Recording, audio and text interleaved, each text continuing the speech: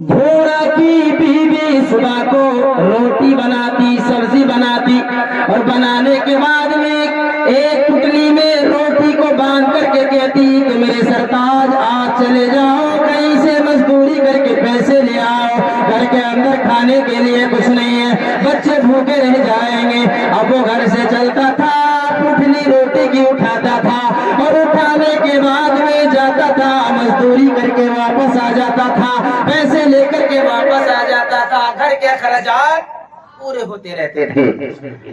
لیکن ذرا دیکھو، ایک مرتبہ ایسا ہوا، شریک حیات نے ناشتہ تیار کر کے باندھ دیا۔ اب یہ نوجوان بھورا اپنے ناشتے دان کو اٹھا کر کے چلا تو دیکھا کہ راستے میں خود شریف ہے۔ دل میں آئی کہ چلو آج بابا کی حاضری، بابا کو سلام کر لیتے ہیں۔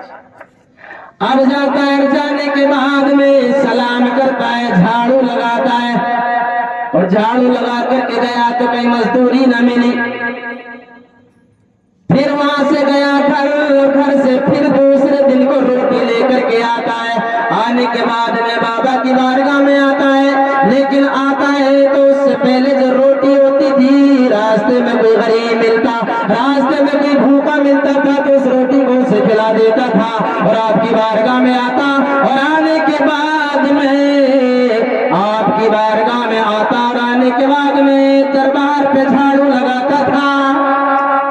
مدت گزرتی چلی گئی، وقت لمبا گزرتا چلا گیا۔ جب وقت لمبا گزرتا چلا گیا، بی بی نے کہا کہ میرے سرکار تم روزانہ مزدوری کے لیے جاتے ہو، لیکن ابھی تک تم پیسے لے کر کے نہیں آئے۔ تو جناب والا فرماتے تھے کہ میری شریک حیات، میرے مالک نے مزدوری نہیں دی۔ سمجھ گئے بات نہیں؟ میرے مالک نے مزدوری نہیں دی، کیا کریں؟ لیکن شریک حیات بھی نیکوکار تھی، پارسا تھی، کبھی زبان درازی نہ کی، کبھی اس کے اوپر سے اوپر چنگڑی نہیں، کبھی اس کو کھینچا تانی نہ کی، کبھی اس کو اوپر تانا تشی نہ کی کہ اتنے دن ہو گئے تم پیسے لے کر کے نہیں آئے۔ لیکن ذرا دیکھو، وہ جب پوچھتی تھی تو یہی جواب ملتا تھا کہ میرے مالک نے نوکری نہیں دی۔ اور نوکری تو ایسی تھی کہ پیسے نہیں ملتا، ایسے ہی نہیں ملتا۔ لیکن بھنک اڑتے اڑتے اس کی شریک حیات کے کانوں میں پہنچ گئی کہ تیرا شوہر کام کرنے نہیں جاتا۔ پھر کہاں جا گئے؟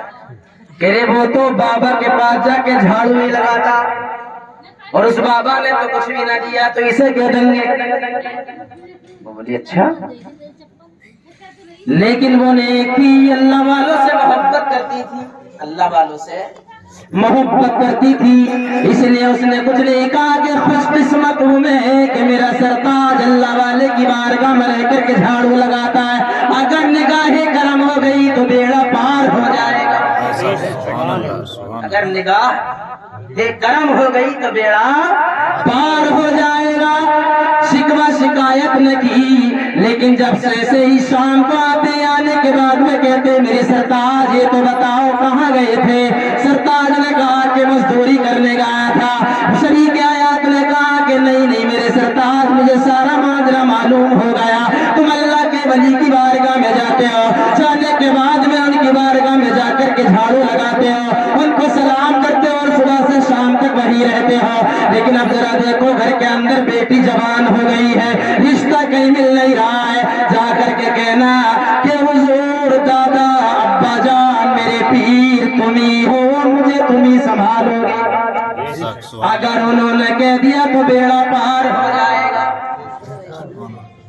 اب یہ جاتے ہیں بھورے بھائی، جا کر کے جاتے ہیں، اور جانے کے بعد میں دربار پر کھڑے ہو جاتے ہیں گیس کے بعد، نظر کرم اٹھی، فرمایا بھورا کیا ہو گیا؟ کہنے لگے حضور گھر کے اندر بیٹی جوان ہو گئی، رشتہ نہیں مل رہا۔ آپ نے ارشاد فرمایا پریشان نہ ہو، جا پرسوں کو رشتہ مل جائے گا، پرسوں کو رشتہ مل جائے گا۔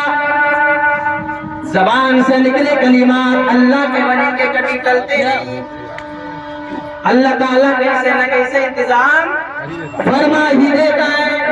جب یہ کہا کہ جاؤ پرسوں تمہیں رشتہ مل جائے گا، اب یہ جانے کے بعد گھر پہنچتے تو راستے میں ایک مل گیا، اور ملنے کے بعد میں کہنے لگا کہ کہاں جا رہے ہو اور کہاں سے آ رہے ہو؟ بیٹی گھر کے اندر جوان ہے، تمہیں فکر نہیں ہے؟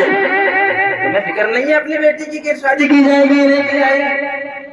کہنے لگا فکر تو ہے لیکن حالات ایسے ہی ہے کہ تم سے بڑا حرامی کو کام کرنے جاتے نہیں، وہاں ہی پڑے رہتے ہو، تو وہاں کیا تمہیں کچھ پیسے مل رہے؟ سنا اور سننے کے بعد گھر کے اندر پہنچے، اور پہنچنے کے بعد جب شریک حیات سے ملے تو شریک حیات نے سوال کر ہی دیا کہ میرے سرتاج یہ بتاؤ تم نے معاملہ رکھا یا نہیں رکھا؟ آپ کہتے ہیں کہ ہاں میری شریک حیات، میں نے کہا تھا انشاءاللہ پرسوں رشتہ ہو جائے گا۔ بھی خوش ہو گئی، بہت خوش ہوئی کہ چلو اللہ کے ولی نے کہا انشاءاللہ پرسوں رشتہ ہو جائے گا۔ اب دن پرسوں ہوتا ہے، مہمان آ جاتے ہیں، رشتہ ہو گیا رسم و رواج کے مطابق۔ اعتقاد دیکھو ان کا، ایمان دیکھو ان کا کہ رشتہ ہو ہی گیا۔ جب رشتہ ہوا تو نظر گھر میں ڈالی تو کچھ نہیں، اس میں کلے باتی کھا رہے، چوہوں کو بھی کھانے کے لیے کچھ نہیں مل رہا تھا۔ بھائی یہ حال تھا گھر کا، یہ کنڈیشن تھی گھر کی۔ اب شریک حیات نے کہا جب گھر کے اندر تو کچھ ہے نہیں، رشتہ تو ہو گیا، اب شادی کیسے کی جائے گی؟ جاؤ حضور سے جا کے کہنا، پیر صاحب سے جا کر کے کہنا کہ اس مسئلے کو بھی آپ ہی حل کریں۔ اب بھولے بھائی جاتے ہیں، جانے کے بعد میں دروازے پر آ کے اشکبار کی دستک ہوئی، اندر گئے، جا کر کے سلام کیا اور بارگاہ میں پہنچے اور جھاڑو کی صفائی ستھرائی کی، اور صفائی ستھرائی کرنے کے بعد میں کیا ہوتا ہے؟ ہوتا کیا ہے؟ آپ فرماتے بیٹا بتاؤ رشتہ ہوا یا نہیں؟ کہا کہ حضور رشتہ تو ہو گیا، لیکن اب فکر یہ ہے کہ گھر کے اندر تو کچھ بھی نہیں ہے، مہمان بھی آئیں گے، بارات بھی آئے گی، اور بستی والے بھی رہیں گے۔ میں اب تک بستی والوں کے ساتھ کھاتا ہوا آیا ہوں، اپنے رشتہ داروں میں جا کر کے کھاتا ہوا آیا ہوں، دوسروں کی باراتوں میں جا کر کے کھا کے آیا ہوں، لیکن میرے گھر بھی بارات آئے گی تو ان کے کھانے کا انتظام کہاں سے ہوگا؟ میرے گھر کے اندر مہمان آئیں گے، ان کے کھانے کا انتظام کہاں سے ہوگا؟ میرے گھر کے اندر جو بستی والے ہوں گے وہ بھی آئیں گے، ان کے کھانے پینے کا انتظام کہاں سے ہوگا؟ پیر صاحب فرماتے ہیں جناب بھورا پریشان ہونے کی ضرورت نہیں ہے، جب تم ہمارے پاس آئی گئے ہو، جب تم نے ہمیں اپنا پیر مان ہی لیا ہے تو ہم نے بھی تمہیں دل سے اپنا مرید مان ہی لیا ہے۔ جب رشتہ کروانے پر ہم قدرت رکھتے ہیں تو شادی کروانے پر بھی قدرت رکھتے ہیں۔ آپ نے ارشاد فرمایا جناب بھورا گھر کے اندر کچھ ہے، کہنے لگا حضور کچھ بھی نہیں ہے، کہ کچھ تو ہوگا۔ اور پہلے کا دور تو تمہیں معلوم ہی ہے، تباہ آتا تھا، شکرانے کا سب سے بڑا ناشتہ تھا، لوٹے سے گھی چلتا تھا، مٹی کی پلیٹ ہے نا، مٹی کی پلیٹ